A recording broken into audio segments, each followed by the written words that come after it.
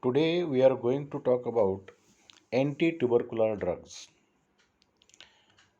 In introduction, we all know that tuberculosis is a chronic infectious granulomatous disease caused by Mycobacterium tuberculosis. It's a chronic infectious granulomatous disease caused by the Mycobacterium tuberculosis. It is an important cause of mortality and morbidity. Means in developing countries, it is a major public health problem. 5 lakh people die in India every year due to this tuberculosis. 5 lakh people die in India because India is still we consider as a developing country, and it is an important cause of mortality and morbidity. In AIDS patient, it is an opportunistic infection. In AIDS patient, tuberculosis is an opportunistic infection. A typical tuberculosis is produced by some different organisms like Mycobacterium kansasi and Mycobacterium avium complex, MAC infections. That MAC infections are very common in AIDS patient.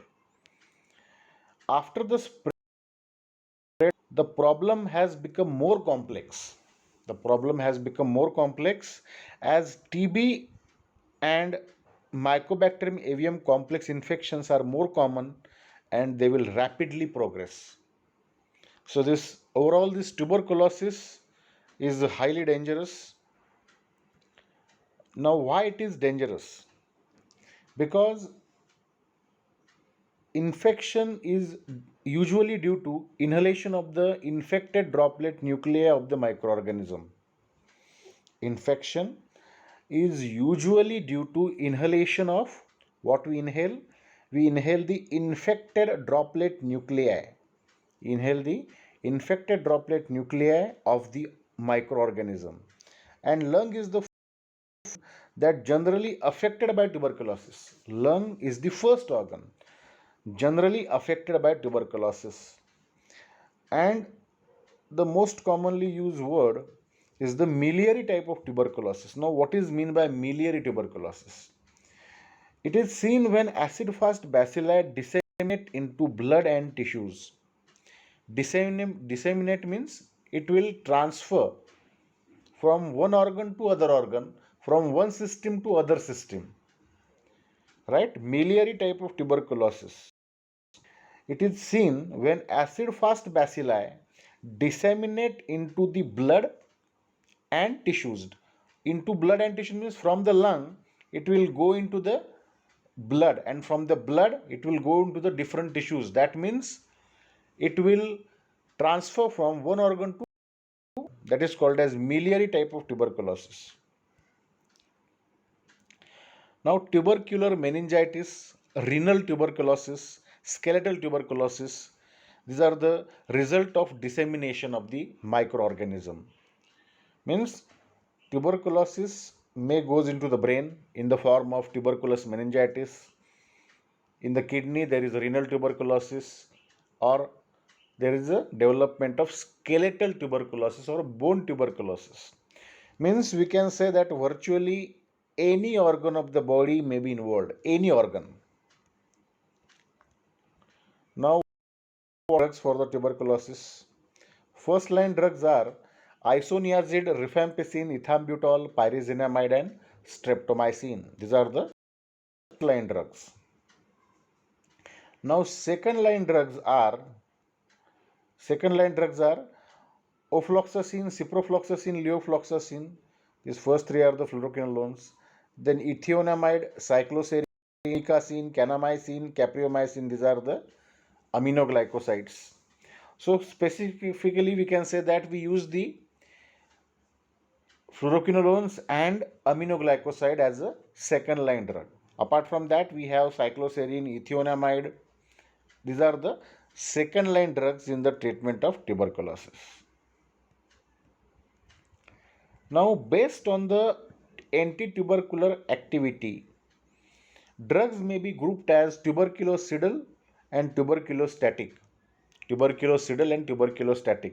Tuberculocidal means those who kill that tubercle bacilli, and tuberculostatic means those who prevent the growth and multiplication of tubercle bacilli. Now, all first line drugs are tuberculocidal except ethambutol. All first line anti-tubercular drugs are tuberculocidal except ethambutol, because ethambutol is a tuberculostatic, though it is a first line. Now, all other drugs that you have mentioned, as you can see, that isoniazid, rifampicin, streptomycin, pyrazinamide, capreomycin, kanamycin, ciprofloxacin, all these are the tuberculocidal, and tuberculostatic are the ethambutol, ethionamide, thiacetazone, cycloserine, para-aminosalicylate. All these are the tuberculostatic drugs. Now, first of all, we'll discuss the isoniazid, INH. INH means isonicotinic acid hydrazide. That's why we call INH. Now, INH is the most effective primary anti-tubercular drug. It is the most effective, and it is one of the cheapest anti-tubercular drug. The most commonly used anti-tubercular drug worldwide in all forms of the tuberculosis. All forms of the tuberculosis is the most commonly used drug. It will going to act against both intracellular and extracellular bacilli. It will going to act against both intracellular and extracellular bacilli, and the bacteria selective towards the tubercle bacilli. What they are saying, the bactericidal action is remarkably selective towards the tubercle bacilli. That means they are more selective towards and less toxic to the human host. They are more selective towards microorganism and less toxic to the human host. Now, tuberculocidal. Okay. Yes.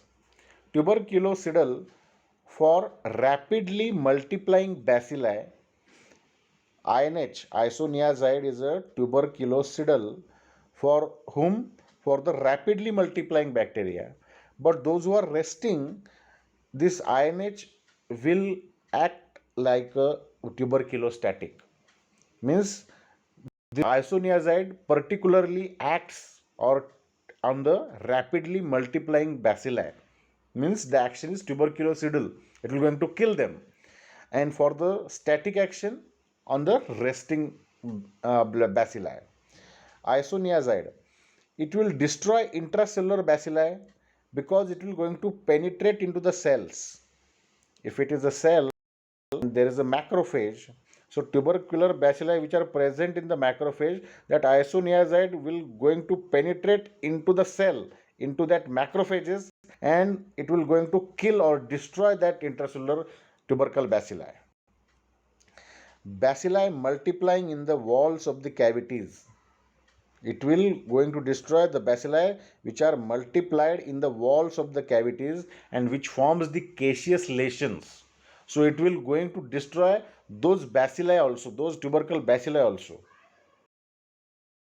Against both intra and extracellular organisms.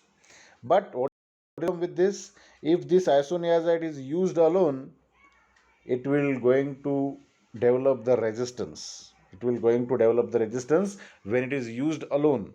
So that's why what we have to do, we have to use the combination therapy.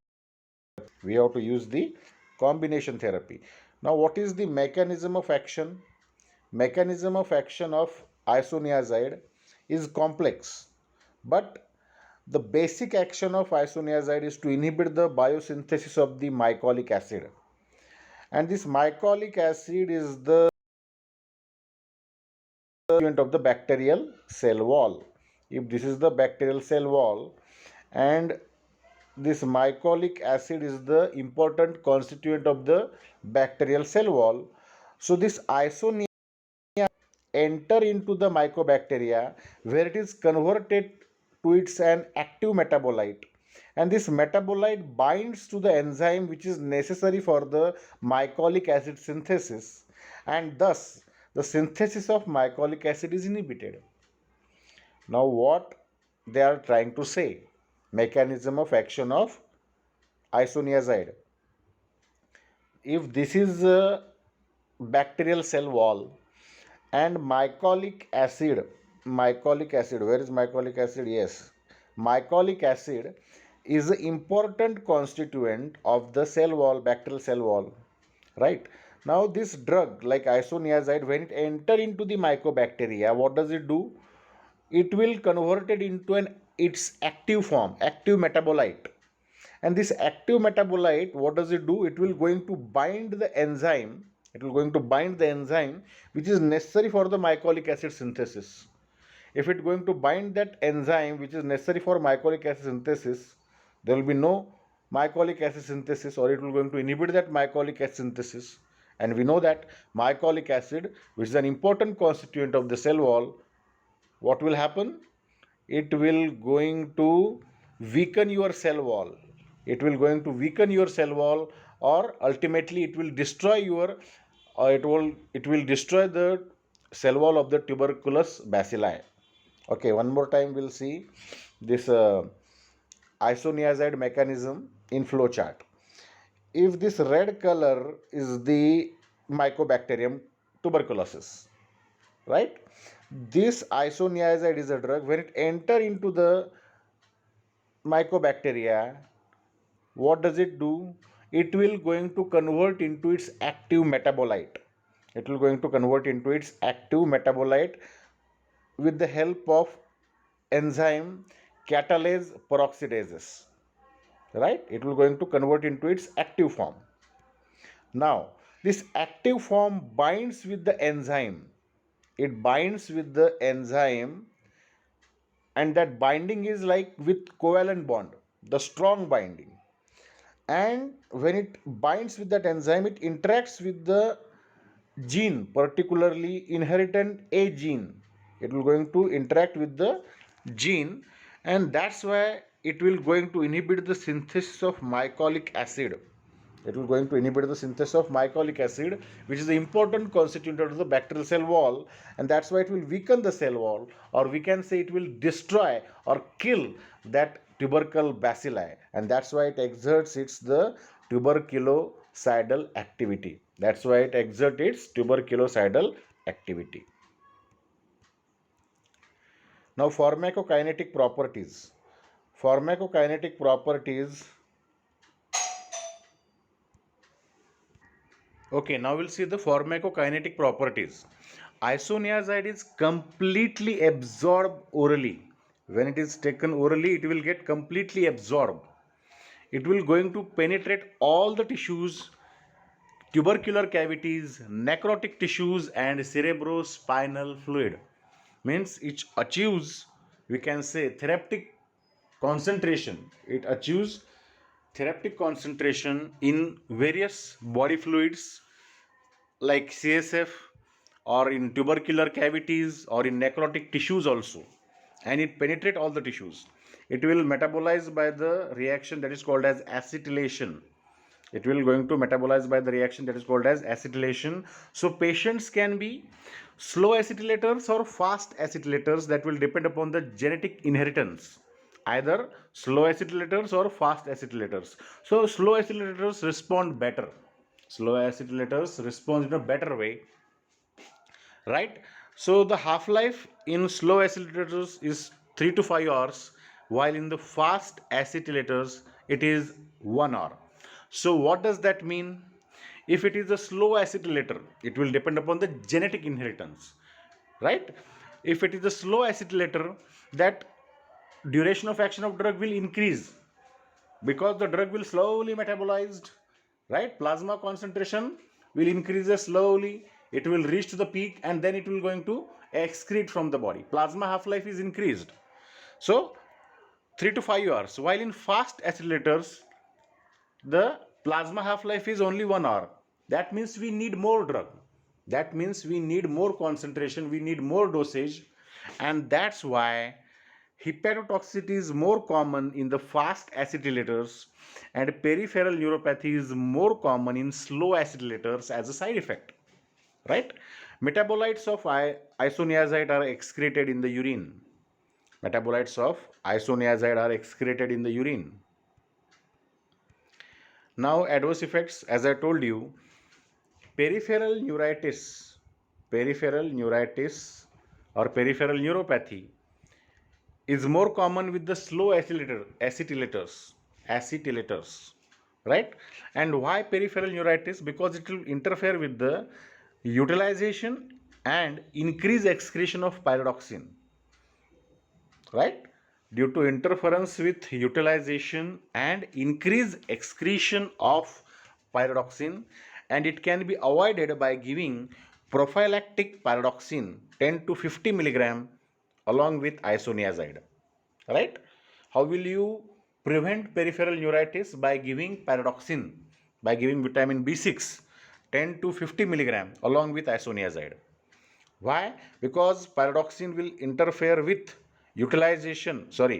isoniazid will interfere with utilization and increase excretion of pyridoxine. So better you can continue with the vitamin B6 or pyridoxine along with isoniazid. Then hepatotoxicity or hepatitis is major adverse effect, and it is more common in alcoholics, or it is more common in the fast acetylators. CNS toxicity, including psychosis and seizures, means isoniazid induced psychosis or isoniazid induced seizures are also common, but they are not so common. But epileptics are more prone for this psychosis or seizures. They are less common, but in epileptic patients, they are more common, or epileptics are more prone for this psychosis and seizures. Then anorexia, GI side effects, allergic reactions can also occur, or hemolytic anemia, hemolysis can occur in patients with G6PD deficiency. Okay, so we'll stop this lecture and we'll continue with the next part in the next lecture.